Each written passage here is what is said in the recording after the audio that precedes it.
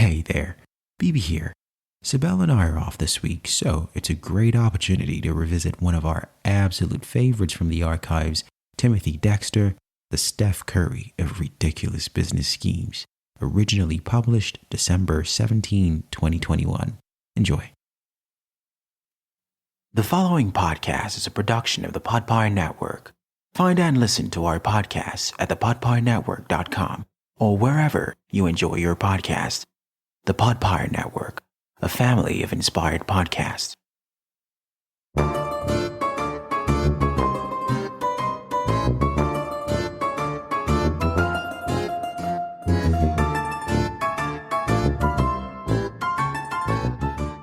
Dun, dun, dun, dun, dun, dun, dun. Hey, Sibel, how are ya? I'm good, Bibi. How are you today?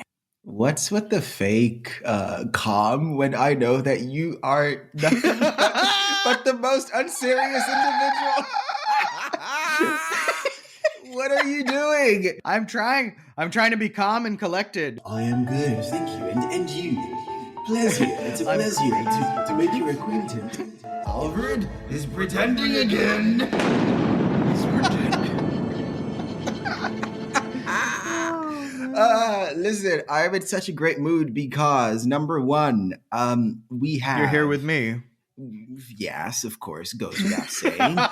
But also your expression right there, you're just like, jeez. Yeah, no, the narcissism has to be fed, right? So that's fine. That's completely okay with me. As long as you do the job, that's okay with me.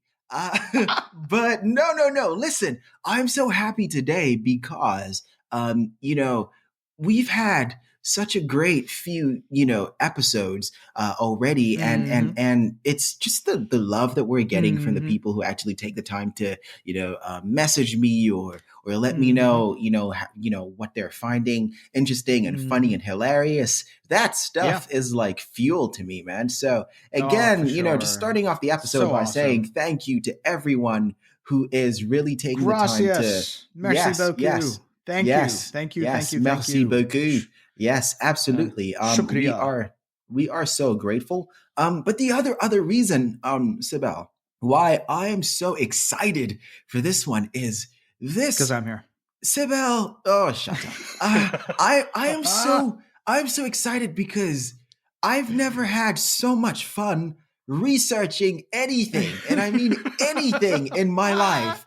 I had so much fun researching for this episode. And I gotta say, great find. Hats off to you for sending this to me a couple of weeks ago. The moment you sent this to me in the DMs, an honor. And I read the first few lines, I was rolling already, and I knew that it was only going to get better. And with every single thing that we dug up about this guy, it was just crazier and crazier. It just gets and crazier and crazier and and funnier and more harebrained. With each thing that you read. So without further ado, I am so happy to let everyone listening know that today we are talking about the one and only Timothy Dexter. Look, if you've never heard of Timothy Dexter, we are going to do you such a great service today and let you know about the single luckiest. I don't know. How would you describe this, Sibel? I would describe it as a person who broke reality. He broke the simulation, right? He broke the simulation. He proved that probability isn't a real science. It means nothing. It's insane. It's insane. This guy did so many things that shouldn't have worked, and he couldn't miss. Like, this guy was a straight hitter. He could not miss, no matter what he did. No matter he should have so many times. So many times. He should have been bankrupt and destitute and homeless. This dude just kept getting more and more money. It's ridiculous. It's insane. Yeah. So I guess I gotta calm down and start the episode right and say welcome one and all to Harebrained Schemes. Welcome. The podcast where we talk about ill-conceived ventures that are almost always hilarious. And I gotta tell you, a lot of the time they don't work, but once in a million, one time in a million, you find a harebrained scheme, or in this case, a series of harebrained schemes by the same individual that just couldn't miss. He could not fail. It was almost like he kept shouting out into the heavens, "Strike me down!" And the heavens kept saying, "I love you so much. Here you go, another $3 billion. He's like the opposite of the guy who got struck by lightning. What was it, like 9 times? It's ridiculous. It's I don't know. insane. I don't know. It's insane. When we first talked about the concept for this podcast, my first thought was, I'm so excited to talk about these crazy ideas and people, which somehow worked out. Mhm. Because it just didn't make any sense. And yet somehow reality just decides reality just bends. The universe stranger just than bends. than fiction. Just reality is stranger than fiction. Mhm. And manages to just keep rewarding these people. It doesn't sound real. Yeah. Like if you were to read this in a book, you're like, okay, this is just ridiculous. Yeah. But the fact that this is a real person in history, you couldn't make this stuff up. Right? You would be considered a hack if you made this character up. There is no, how you do the hero journey in most storylines? You have the hero's journey where they find themselves, they have a bit of a setback, then they learn a lesson, and then they come back even stronger. This guy had no curve. He had no hero's journey. It was just straight ahead, full speed, and no thinking, no thought, no thoughtfulness, no education, no resourceful. He was just blessed beyond comprehension. So we're going to talk about this dude. And I am so excited. I don't know if you can tell. I don't know if you can tell, but I am really excited to talk about Timothy Dexter. And, first of all, as we like to do, let's go over to the Wikipedia, because that's usually a good place to start. And so we're looking at his Wikipedia, and it says Timothy Dexter, January 22, 1747 to October 23, 1806, was an American businessman noted for his writing and eccentricity.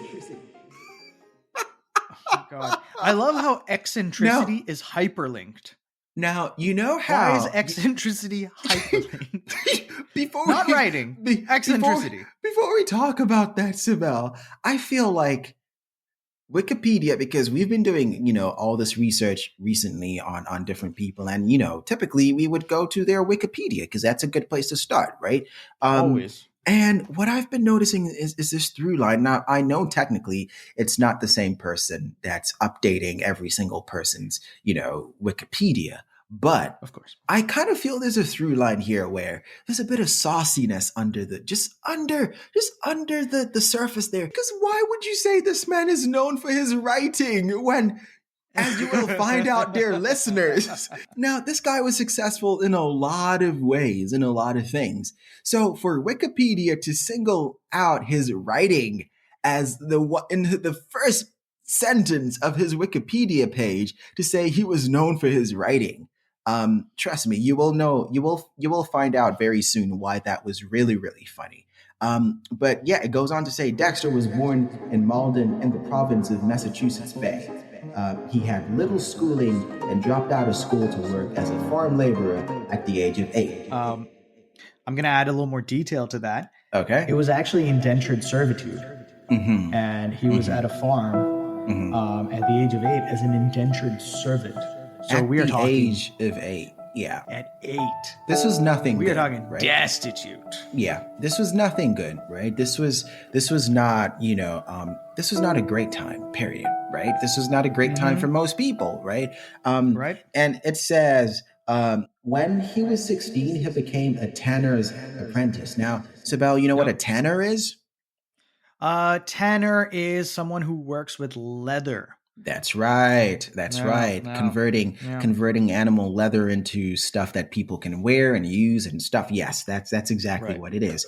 And so it goes on to say in 1769, he moved to Newburyport, Massachusetts. He married 32-year-old Elizabeth Frothingham, a rich widow, and bought a mansion. So She was 9 years older than him. She was 9 years older than him. At the time. And apparently, the sauce here is, Sibel, she was the widow. Spill the tea, baby. She was the widow, Sibel, of, one of his former bosses in the tanning business.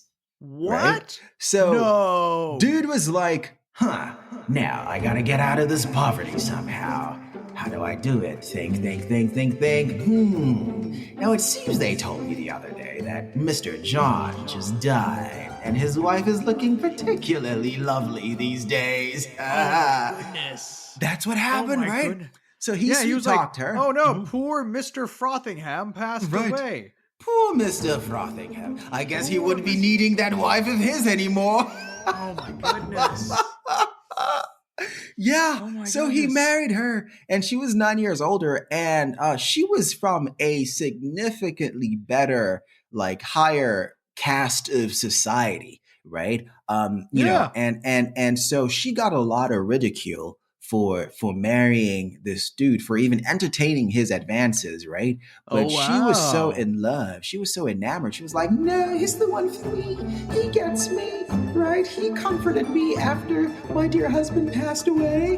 And so, but this whole time it was schemes, my guy. Ooh. It was schemes, because he was like, look, nobody is making it out of this lower middle class situation anytime soon, given the circumstances, right? Think about the time we're talking about. We're talking about the Revolutionary War was about this period. We're talking about all the things going on about this time. Fun fact, when he finished his tanner's apprentice with the leather work, he was he had paid off his indentured servitude and was given what's called his freedom suit.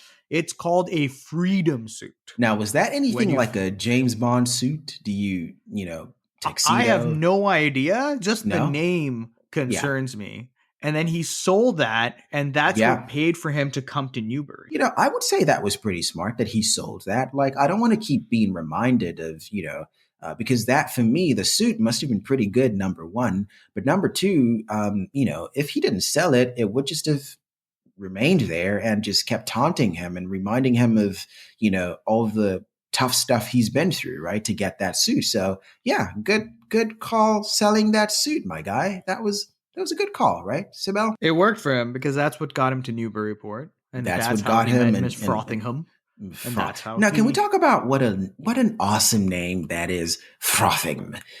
Frothingham. Yes. The lovely Miss Frothingham.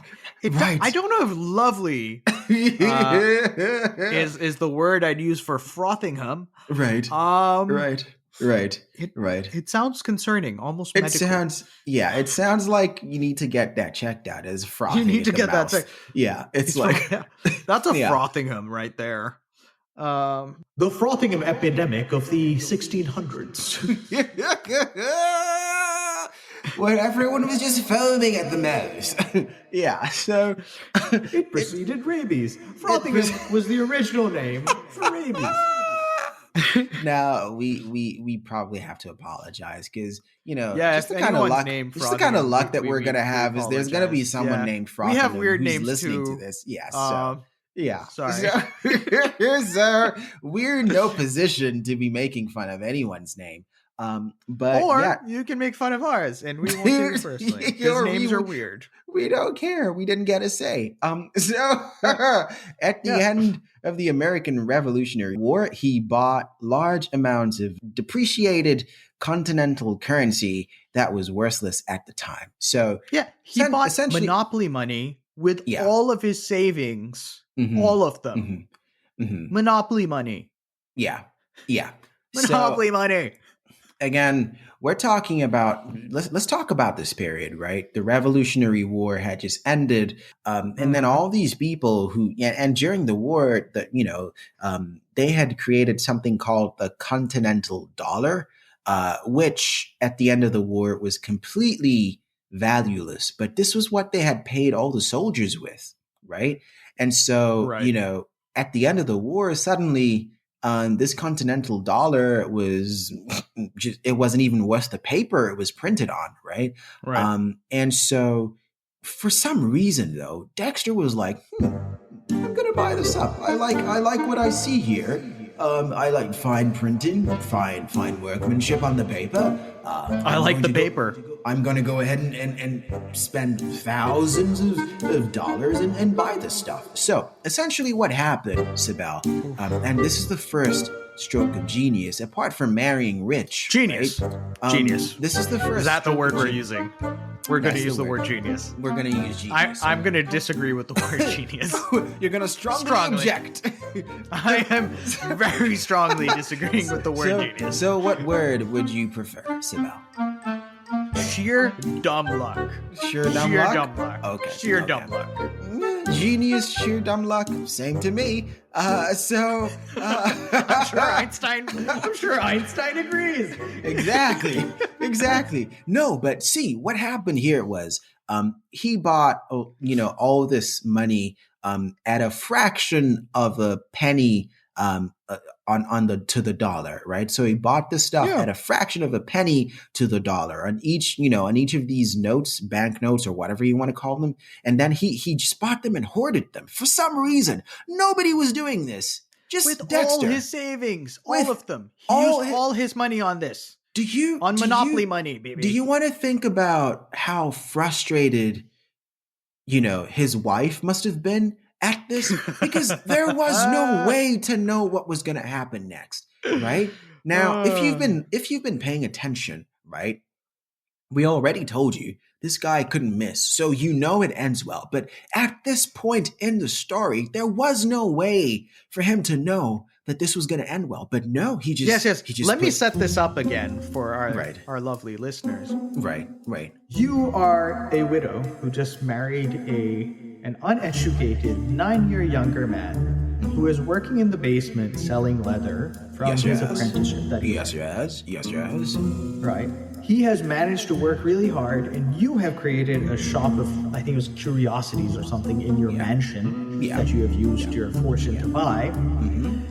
And you have saved thousands of dollars, which is a huge amount at that time. Thousands of dollars. Yes. Right? Yes. And then your new husband spends all that money on buying Monopoly money. Monopoly money. I want you to get this through your head. I know you know this worked out, but I want you to understand. Someone just spent thousands of dollars buying Monopoly money. Timothy, what are you doing? Don't question me, woman. I know exactly what I'm doing. Just wait and see. You will see. I'm not even sure I can imagine what his voice is like. He sounds so eccentric. Now there was part of the research that said he was quite the normal guy until he made millions, right? That it was the millions that changed him. So before then, he was just a regular guy. He wasn't that eccentric, right? So I think it's fair to give him a pretty normal voice, at least in the beginning, right? It's an American voice. But it's a New England American voice. New England, what that would be. 17-something Is it Boston voice. Coffee? No, I don't think so. Boston. I don't think so. Now that is don't do that accent again, Sibel. That was just wrong. Why would you do that? We had a great show going, and now I gotta take a coffee break. You know what? We'll be right back. I gotta walk away from this, and then we'll be right back because that accent. I'm so sorry. Oh no, he's doing it again. All right, we will be back. Maybe not. If your slider on your podcast thing keeps going, that we will be back. Otherwise, this is it. This is goodbye. Okay. Goodbye forever. Forever. Pull the plug. Pull the plug. That accent killed it.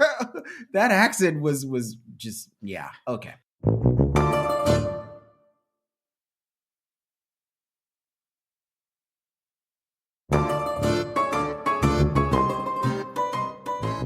All right, we're back, and where we left you just when Sibel was doing atrocious accents was that Timothy Dexter bought Monopoly money. Had just used all of his life savings to buy essentially what was worthless money. And so this says, at the war's end, the U.S. government made good on its notes at 1% of face value, while Massachusetts paid its own notes at par. Okay, so let's break that down, right? Initially, this money was completely worthless, and then Alexander Hamilton and a few others wrote, and to Congress and was like, no, you can't not, we promised these people they were going to get paid.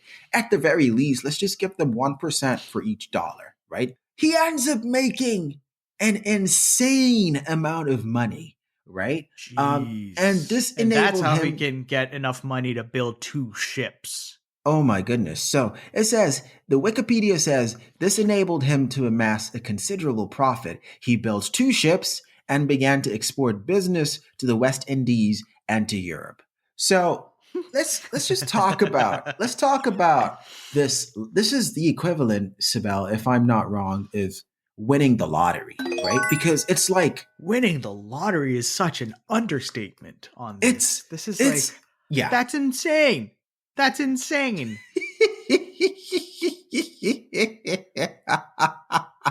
So let's talk about this, right? So Timothy Dexter would probably be into cryptocurrency. That's what I'm getting out of this. So absolutely, this dude would have been all over Dogecoin. Like this dude would be such an early investor in Dogecoin or whatever else it is that, by now he would have been making billions, right? So the Wikipedia, this Wikipedia is actually really good. It says, because he was largely uneducated, his business sense was considered peculiar. He was advised. A polite way to phrase that. I know. He was advised to send bed warmers used to heat beds in the cold New England winters for resale in the West Indies, a tropical area. Now, dear Canadian listeners, I want you to imagine for a second having a heated blanket and deciding to send it to the tropics. To Jamaica. To Jamaica. Right? Let's talk about this advice, because this just, this glosses over what was really going on here, the Wikipedia, right? So the research that we found was that he was being deliberately misled. Now let's look into that. By haters, they call them rivals, but they haters. By haters, exactly. So here's the thing.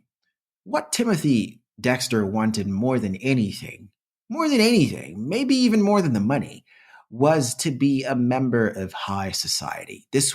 He had his sights set on that from pretty much day one. The moment he married Rich, and he wanted to be the New guy. England elite. Exactly. And so it was to his frustration that, the club his money of didn't elites make him a part of it. Exactly. They just snobbed the hell out of him, right? They were like, excuse you, what makes you think you can waltz in here?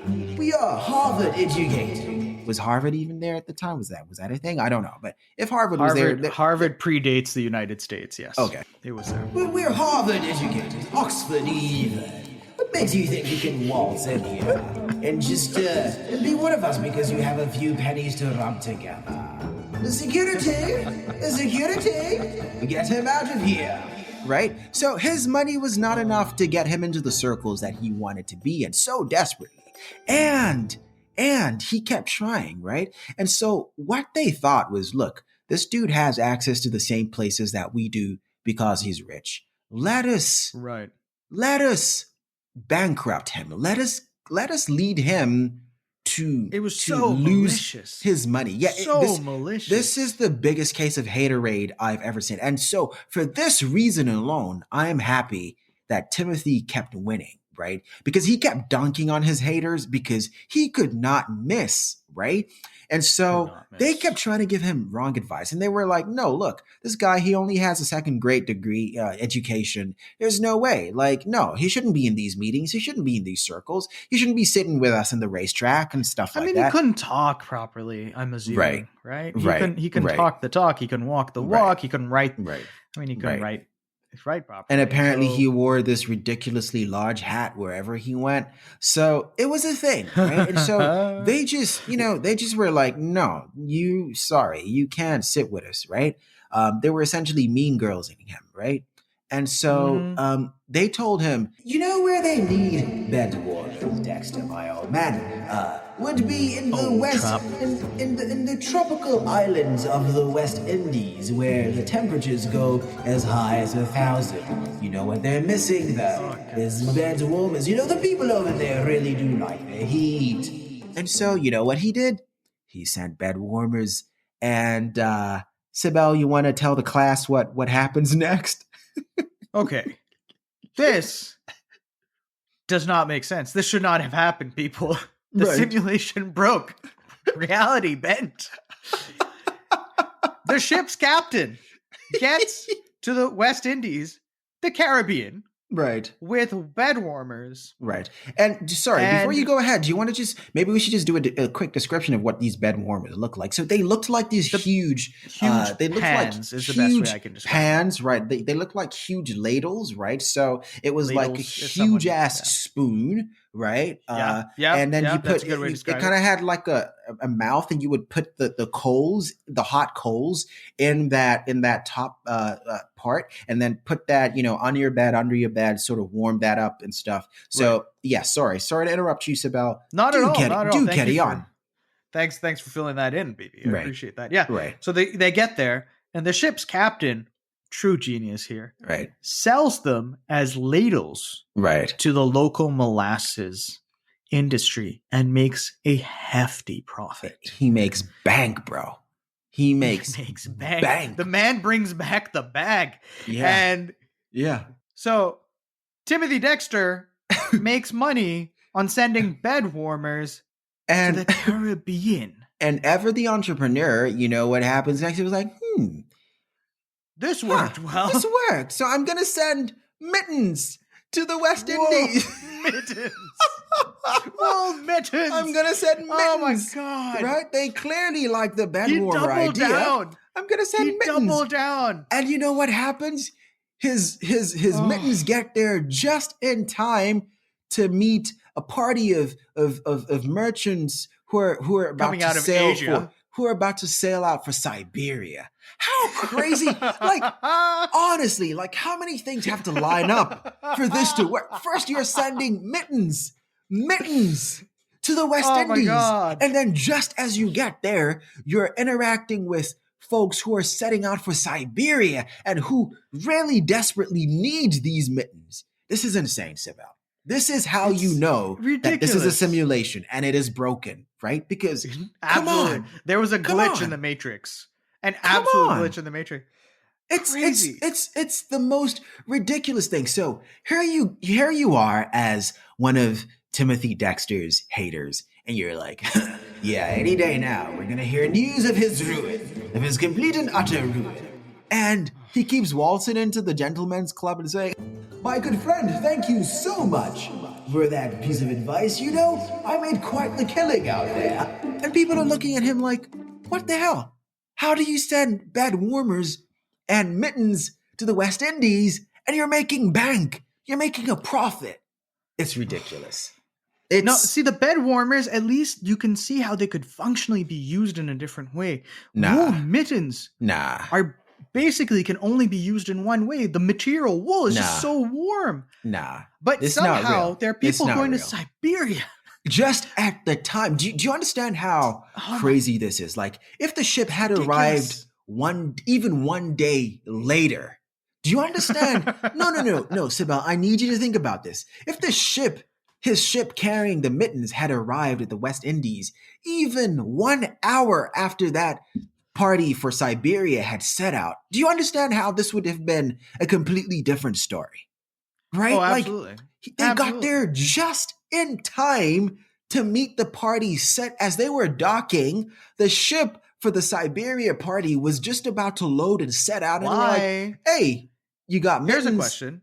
Yeah, go ahead. Why was there a party from Asia? Let's think. Just think about. Let's think about that. What were they doing in the West Indies? Why were they in the West Indies on their way to Siberia? Now, it makes no sense. Hey, look, I don't trust anybody who's riding ships over to the West Indies in this period. Period. That makes sense. If you're riding ships about on the waters and you're docking at the West Indies, you're automatically suspect to me. Just don't sus, argue. bro. Just extremely sus. Just don't fight me. Don't at me. Don't at me, bro. It's just what it is. But yeah. So, the stars had to be aligned in a certain way, right? I mean, it's just how else do you explain this stuff, Sibel, right? So he makes a killing, and then his haters back in Newbury, they get extremely, extremely jealous, and they're like, you know what? We're gonna bait this guy to do the most ridiculous thing ever. So apparently at this time, shipping coal to Newcastle, which is a town in England, was a saying. So it was actually a saying. Like it was a thing people said to joke, to say you're doing something that's unnecessary. It's kind of like saying it's like sending oil to Arabia or sand to the Sahara. Exactly. So snow to Canada. Because Newcastle was, England's largest coal producing town. It was right. It was one of the global. I think this was around the era of the Industrial Revolution, and Newcastle was like the center of coal production, right, which is what allowed steam power, to come into play. So I mean, so there was this saying, and so his haters got together and said, nothing's worked so far, but this one's got to work. And you know what? Dexter is too dumb. He's too stupid. He won't even realize that we're literally advising him to do the thing that the saying says, jokingly not to do, which is shipping coal to Newcastle. So they said to him, now, Dexter, my old boy, you've been doing quite well recently. We honestly think that the next thing you should do, your next venture, should be to ship coal to, wait for it, my friend. Are you waiting? Are you? Newcastle! And that was supposed to be his ruin, right? They were going to get him to bankrupt himself, and that would be the end of it, right? Now, let's talk about the haterade, right? But let's also talk about why they hate. I can just imagine them being these this group of dicks, these Disney villains, exactly, cartoonishly villainous, right? Chuckling to themselves under their breath. He wouldn't even. This one will get him. He won't even know. Sending coal to Newcastle. Now, Sibel, let's talk about the haterade, but let's also talk about why they might have had reason to hate him, because believe it or not, Timothy Dexter was not the easiest person to like, right? So Timothy Dexter, remember we'd said what he wanted more than the money even was to be, someone of note, right? So he had pestered the local authorities over and over and over again for some sort of political appointment. He just needed this. This was going to be this was going to be the feather in his hat, right? This was going to be the thing, right? He just needed, on top of the money, on top of the, wealth and everything, position in office. He wanted a position in office so badly, right? And he kept pestering them. He wrote them hundreds and hundreds of letters, and that must not have been easy because this dude could not write, right? He couldn't write to save his life, right? So he wrote them over and over again, and eventually, Sibel, dear friend, he wore them down. Please tell the class. He wore them down with his persistence.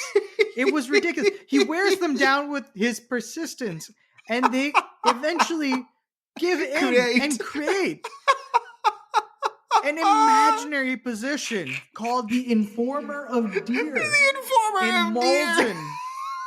Malden, Massachusetts. And his job is to keep count of the deer population in a town that has not seen a single deer in 2 decades. 2 decades. It's like if you appointed me the counter of kangaroos in Toronto. Oh my goodness! But does this phase dear old Dexter? No, because he doesn't know any better. He tries to count them.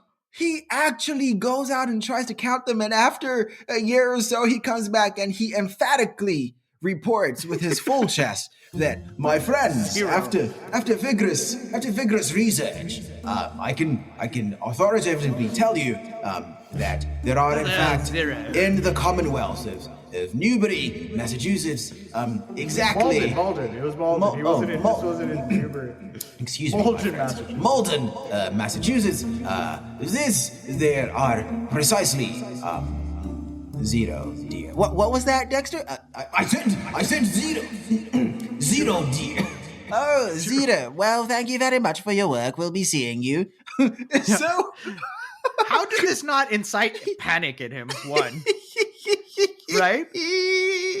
Right? Imagine you've been given a job to count something, and you just come back with like, "Oh, it's all gone."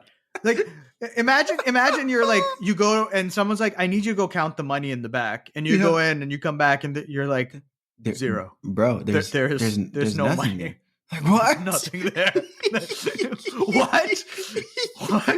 What do you mean? There's nothing.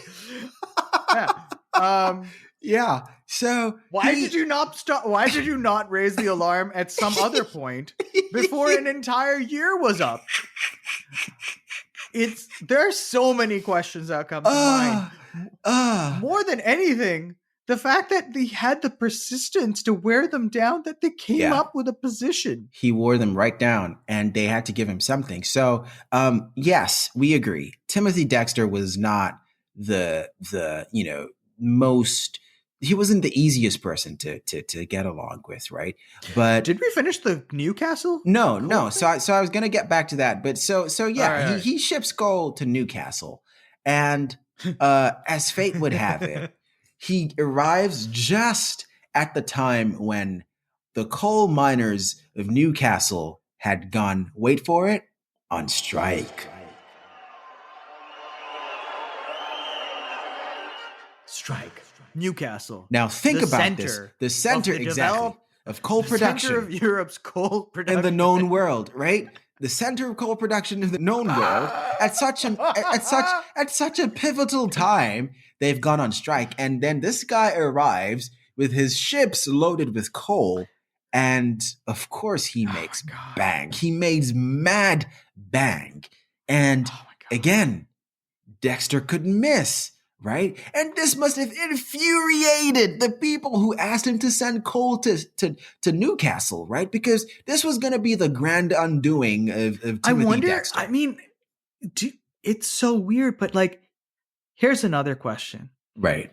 Like, did they not have a moment where they were just like, you know what, maybe we should stop giving him ideas? It's like, crazy. This is just backfiring. It's crazy. Another one that I wanted to mention, which is extremely disturbing, but funny as well, is in the area that he was in, they had a problem with stray cats. Such a huge problem that they actually had a town hall meeting and they took a vote. And they said, should we destroy these cats or should we let them be? And the vote narrowly failed, right? So the vote was very narrowly. Let's destroy these cats, and that vote failed narrowly. And the very next day, Timothy Dexter, in his genius, and this is why I say this dude is a genius. I disagree. He sends out flyers. Dude, he sends out flyers all over town saying, if you find a stray cat, please send them over. I love cats. I will take care of them. Right? Yeah, I will take care of them. Did he pay? I don't think he paid. He did. No. So he did. He said he'll pay for them. Okay. I assume he paid barely anything because he was just telling people, bring me a stray cat. Right. And then he loads them all on the ship. To the community, this was a hero. This is a guy who's helping us with our stray cat situation, right? So he's rounding up the stray cats, and he has a bunch of them. He loads them on a ship and sends them where? To the West Indies. Again, where they just so happen to have a huge rat problem. Oh my God. Oh my God. It's like a video game. It makes no sense. Oh my goodness. Oh my goodness.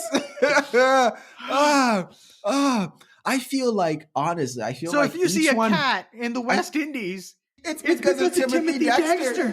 I feel like each one of these schemes and they all came from Massachusetts. That's insane. I feel like each one of these schemes should rightly be its own episode. But honestly, this is insane. He sends the cats there, and they just so happen to have a rat infestation, right? Can you imagine working on those ships that he owns, like the captains, and the captain is just like the first? Can you imagine the captain's like, "Wait, you're sending wool mittens where, sir?" Like, wait a second, sir. Sorry, sir. Where do you want to send the wool mittens? Did you say you want to send the wool mittens to the West Indies? It's your ship. It's your ship. All right. Right. And then the next thing is, You want to send the cats? The cats. All right, sir. Whatever you want to do. It's your ship. All right, sir. It's your ship, sir. Whatever you want to do. It's your money. Sir, just before we set out, have you been paid? Have you sent the payment for this trip? Yes. I've sent the payment. Oh, okay, fine, sure. We'll head out tomorrow. We'll head out tomorrow at the crack of dawn. So yeah, no. And then over time, even these people working for him on the ship must be like, he's a genius. Yeah, they must have been like, they must he's think a genius. they're like the luckiest people in the world. Yeah, they must have and been every like, time they're just like, wait, this time he's sending coal to England? Right. That's crazy. Right. What does he know? Is he a prophet? Right.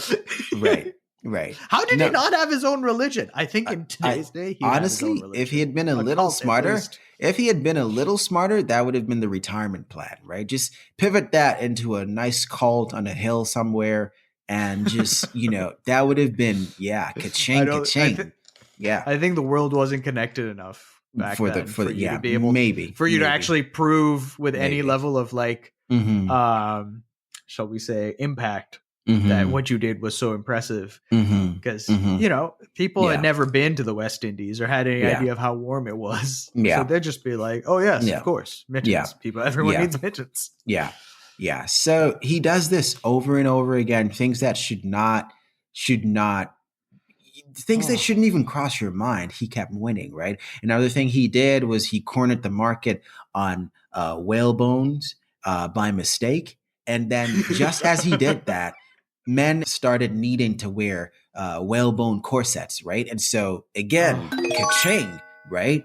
If you take your mind back to the episode on El Dorado, we talked about Sibel. I think you mentioned how whalebone corsets was a big thing. But again, this had been in the 1500s. Whalebone dresses were also a big thing. Yeah. Right. 1500s and 1600s. By the 1700s and 1800s, this had phased out. But all of a sudden in France, men started wearing came back whalebone corsets, and out of nowhere, Timothy Dexter again is the world's leading supplier on whalebones. Jeez, I love that he decided to send. So, dear listeners, in the subcontinent of India, the two primary religions were Hinduism and Islam. And a few others, of course, which I apologize for not mentioning. The religion which at that point had not spread quite as much was Christianity. And Timothy exported Bibles to the subcontinent, which, when they arrived there, they were missionaries who somehow had a shortage of Bibles and bought them all up. He could not miss. And so Timothy just went from success to success. He also sent gloves to Polynesia. He did. Basically think of going past Hawaii. Right. Yeah. And then some traders from China picked them up. Took them to China. Yeah. Oh my God. Yeah. So again, Timothy, just the Midas touch with everything, right? But not quite everything, because his personal life was nowhere near as good. Now, he'd married rich, and this is what really, really annoys me about this guy is, no matter how I think about it, he would not have had that initial seed capital for any of this stuff to even be possible if he hadn't married rich. And so I would think that at the minimum, he would be civil and cordial with his, with his wife, the woman who essentially made all of this possible, right? For him. But one would hope. No. He mistreated her so badly. And in fact, he took to telling guests at his mansion, that she that she was no. Sibel, I'm not gonna laugh at this. This was horrible. This was horrible. He was telling people, listeners, he was telling people that this woman was dead, that she had died. And so whenever she would walk by, he would say, oh yeah, no, that's just her ghost. Right? Like this is horrible. This is so bad. This is so bad. He treated her so badly, right? And so another thing, it was just one thing after the other. Their kids, one turned out to be a mad drunk, the other was just a drunk. And it was just really, really bad on the home front. Let's take a quick break, and then we will be back to tell you about possibly the most ridiculous part of this story yet, if that's even possible, right? I don't know if that's possible. I don't know, but we will try our hardest to let you know what this guy did. But let's take a quick break, and then we will be right back to tell you what this dude gets up to. Don't go nowhere. We are Harebrained Schemes.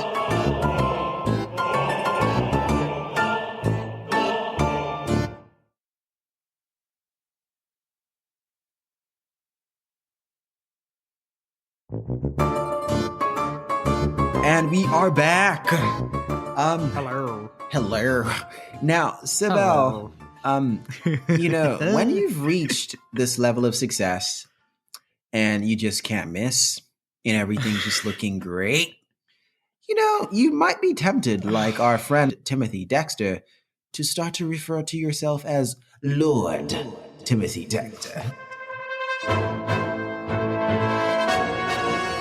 No, because why not? Because even though this guy was a fierce American, and things like lordships were relics of the old country, royalty, right? He still felt, what? The only thing I'm a lord that would be suitable for me right now would be to be called a lord, right? So he started calling himself Lord Timothy Dexter, and so children in the community, right, whenever they were hungry, they would just approach him when they saw him and be like, Lord Timothy Dexter, Lord Timothy Dexter. And he would give them money, right? That was a surefire. Yes. yes. That was it was like, thank you for using the proper and correct title to address me. Here you go. $1. I remember reading that he also eventually started referring to himself as an earl of some place as well. Oh my goodness. Yes. So, this dude, at a certain point, you've seen it all, you've done it all, you're doing great. At a certain point, you start to wonder, what do people really think about me, right? What do people really say about me behind my back? I want to know, right? And so, he had this ridiculous idea of faking his own death. And you know what the funny thing is? It says about 3,000 people showed up. 3,000 people. 3,000 people showed up. So that must have been extremely gratifying to him because he was watching from behind a curtain or some rubbish like that, right? Then he hiding somewhere. And then he looked at his wife and he saw that she wasn't crying sufficiently. Right, that she wasn't showing a sufficient amount of grief, right? And he couldn't even wait until everyone was gone. This dude bursts out. Now, imagine yourself as a guest at the funeral. At a funeral, and the person who is dead bursts forth,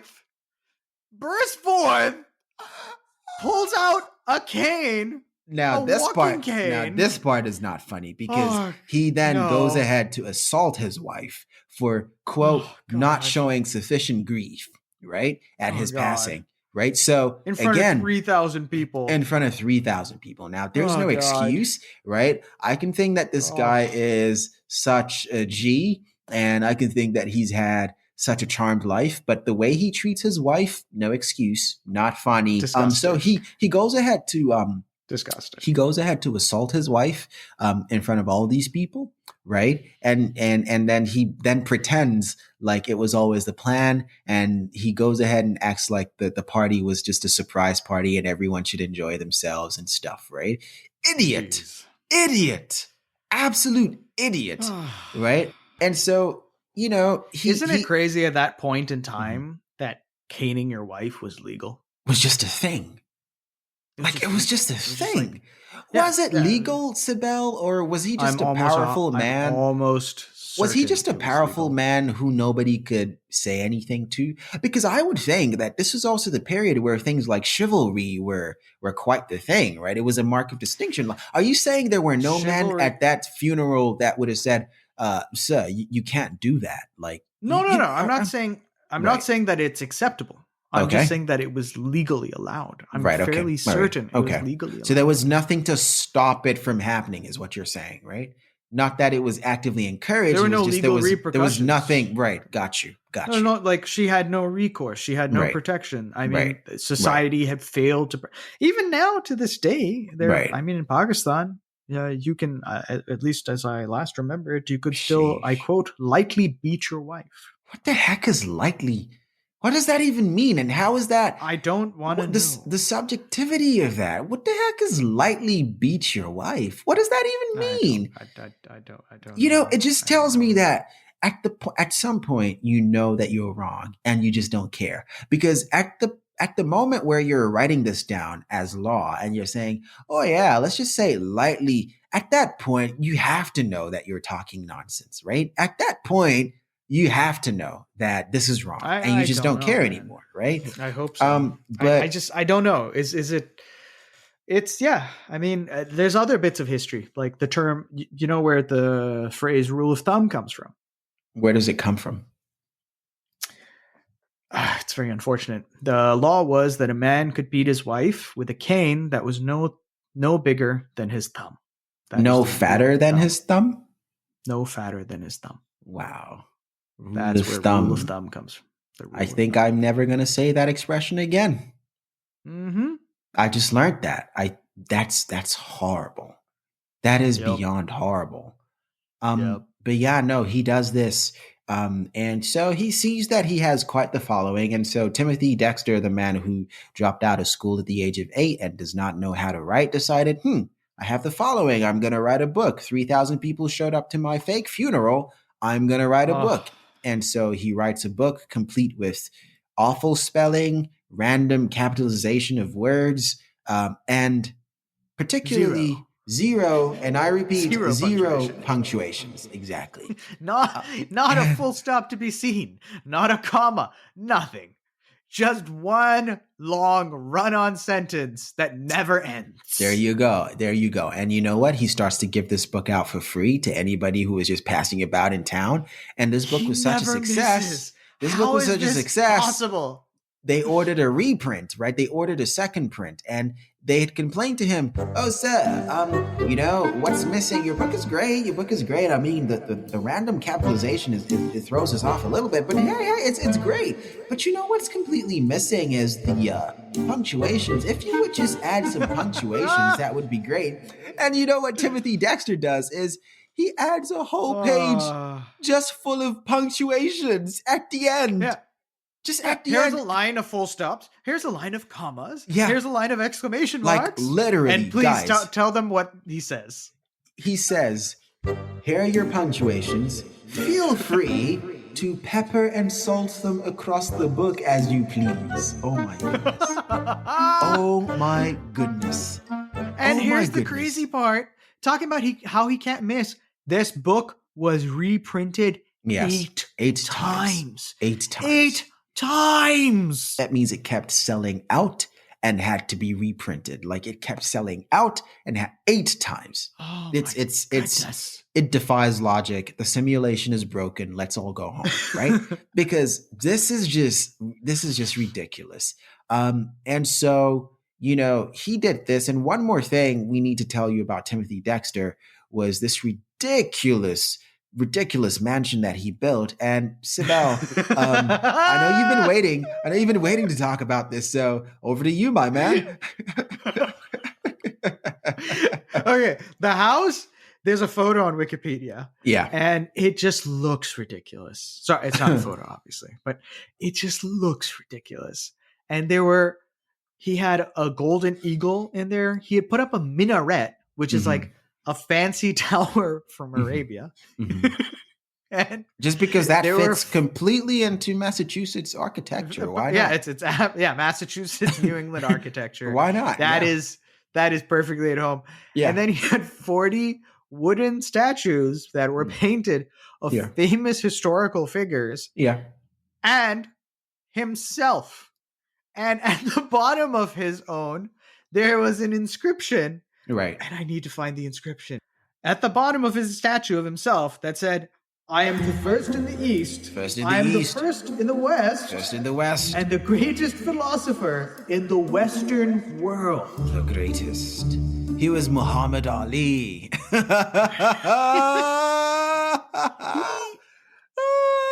He had a statue of himself in his own garden. Yeah. Yeah. And he had this written about along with, and he positioned himself along with, lots of statues of other, U.S. accomplished people like George Washington, Thomas Jefferson, Adam and Eve, Louis the 16th. Oh yeah. So this dude had no shortage of self-confidence. So I just spied something narcissism. again. I just spied something again. On the Wikipedia, and just so I neglected to tell you previously, the title of his book was A Pickle for the Knowing Ones. Right? That was what the book was called. He was complaining about his wife, the clergy, and politicians. Politicians, exactly. And one of the so here's the thing. Here's the quote from the book that Wikipedia shares with us. And mind you, all of this is badly misspelled, right? So if you want to see just how bad his spelling was, you have to go check that out. And it says, I'm the First Lord of the United States of America, now of Newburyport. It is the voice of the people, and I can't help it, and so let it go. So this was a What does that mean? He was telling his detractors that you can't stop the flame.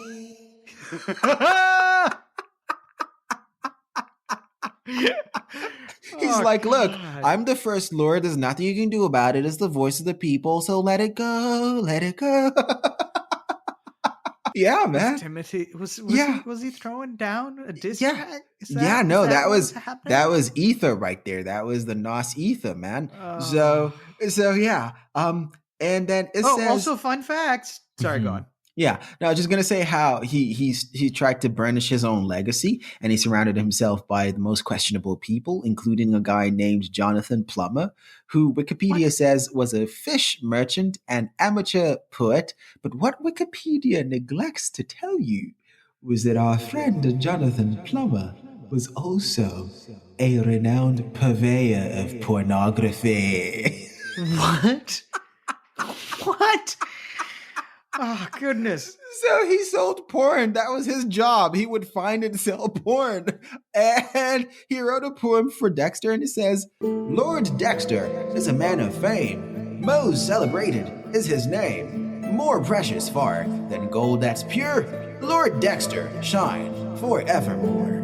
That was high art, my friend. High art. High art. Oh, goodness. Oh. And yeah, man, that is his legacy. I just remembered other crazy things. So apparently he would hit on women all the time. So like his garden that had all these statues, he would just stand outside. It was a woman trap. Incredibly inappropriate. Yeah, it was like a honeypot that he was just trying to like. Oh, and he had a hairless dog that was always around him. Yeah. So he was drunk all the time. So that was also another thing. Yeah, he never did business in the afternoon because he was always drunk by the afternoon. So all his business he did in the mornings. So there was a hairless dog. Yeah. That was just hanging out. He had this huge hat on. Yeah. And there was a garden with a statue of himself. Yeah. Including of himself. Yeah, exactly. And speaking of him just completely disrespecting his wife over and over again. So one time he moved to a new neighborhood and he had to leave there after he'd engaged in so much beat up by the lawyer behavior. He'd engaged in so much inappropriate behavior with so many women in the neighborhood that one day a lawyer just ambushed him and beat him up for one of these indiscretions. And soon after, he just packed up and left very quickly, right? So he was, as far as sheer luck goes, he was extremely, I mean, you can't beat that. But as far as being a decent human being to his wife and his family, he was just disrespectful. He was so disrespectful. And again, it just bothers me. He had so many screws loose. Yeah. It bothers me so much that he never once gave credit to the fact that he would never have been in a position to take advantage of any of these harebrained schemes or even to cook them up if he hadn't in the first place married rich, right? And it was this woman who provided him his first seed capital, and he treated her so badly. So, yeah, man, that is Timothy Dexter. Oh, God. How you feeling, buddy?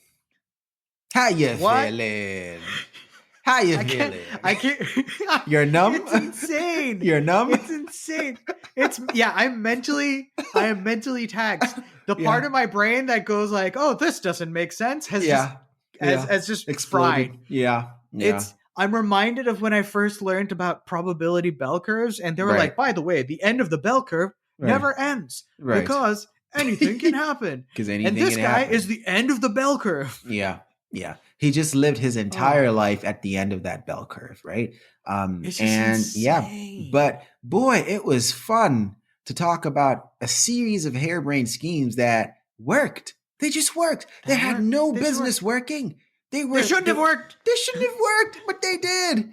And to me, this is like what I kept thinking about. I really want to know about the ship's captains. I really want to hear that perspective. Their story, right? What I kept thinking about when I kept reading this was, oh my goodness, this is what would happen if Pinky and the Brain were the same mouse, right? Because the schemes were so harebrained, but they were also genius. So it's kind of like Pinky and the Brain in the same head, and it just works. I completely disagree with the genius title, dude. I feel like some aspects of genius are just pure dumb luck, right? I think you yourself mentioned that's not genius. That's just dumb luck. That's just dumb luck. Okay, that's just dumb luck. Okay. I mean, okay. I guess you're one of those haters, and Timothy Dexter is telling you, I'm the first lord of these United States, and it's the voice of the people, and I can't help it, so let it go,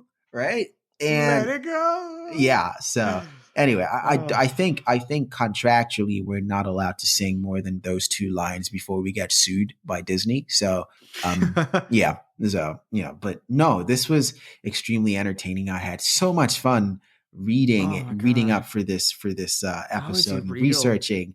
I'm just waiting for someone to announce, that no, Timothy Dexter was a myth, that it didn't happen, because that would make more sense. That would make more sense than all this stuff that we just told you about, because this is unreal.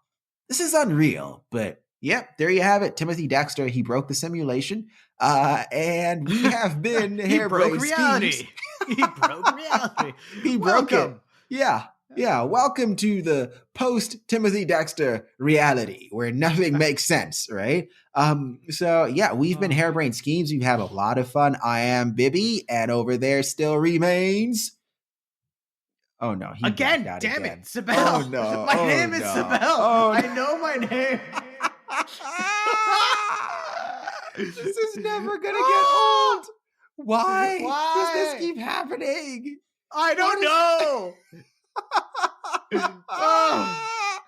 Okay, yes. It's because I'm shy, Bibi. Dear I'm just listeners, a very shy dear person. listeners, as far as we know, his name is Sibel. We cannot know for sure because he doesn't know for sure. So here we are going along with it. His name is His name is Sibel. And we have My name is Sibel. And I'm on Hairbrain Schemes podcast. And I just am a very shy person. And that's why I forget my name sometimes. And I'm a real boy.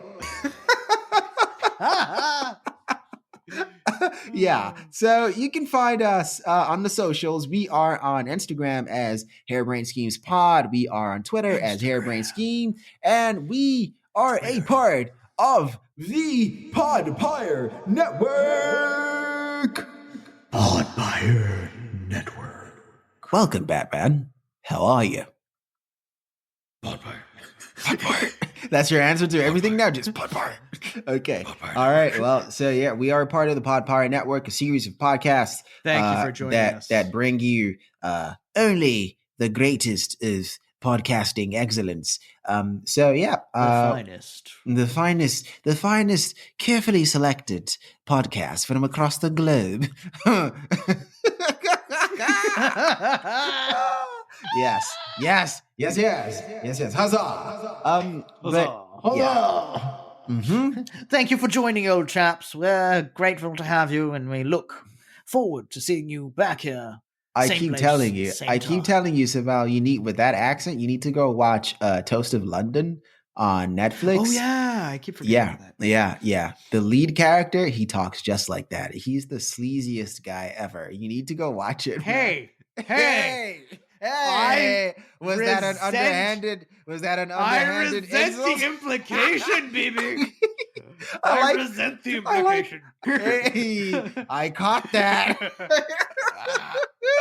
I know what you're trying to say. I know what you're trying to do. Yeah, no, but go watch that. That's a lot of fun to watch. It's comedy, so you should like it. But yeah, we will catch you on the very next episode of Hairbrain Schemes. Thank you so much for keeping it 100 with us. Thank you, listeners. And we appreciate it. And again, if you find a story that you think is a hairbrain scheme worthy of our commentary, crazy ideas. Yes. If you find a hairbrain scheme that you think is worthy of our commentary, please send that to us in the DMs on Twitter at Hairbrain Schemes or on Instagram at Hairbrain Schemes Pod. We love you.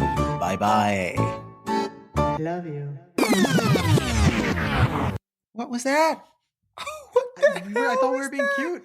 You said we love you. I said I love you too. No. Okay. No, that was wrong. That was wrong. That was wrong. Oh my goodness.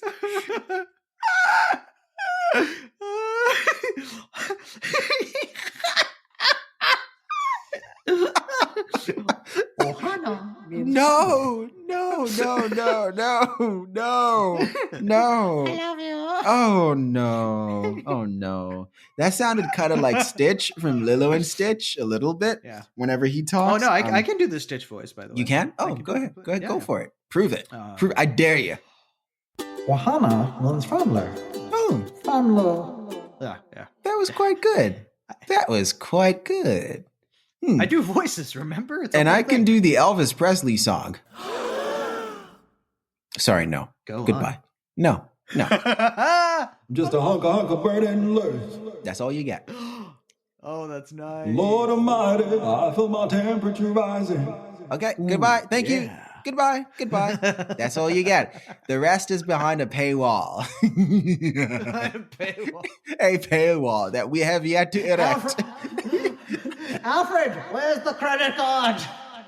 Alfred, I need the credit card. Alfred, I need to hear more of this. Where is the credit card? I found Elvis. Thank you very much. Oh, wow, yeah. Thank you very much. Okay, all right, we gotta go. We really do gotta go. Goodbye. Goodbye. Goodbye.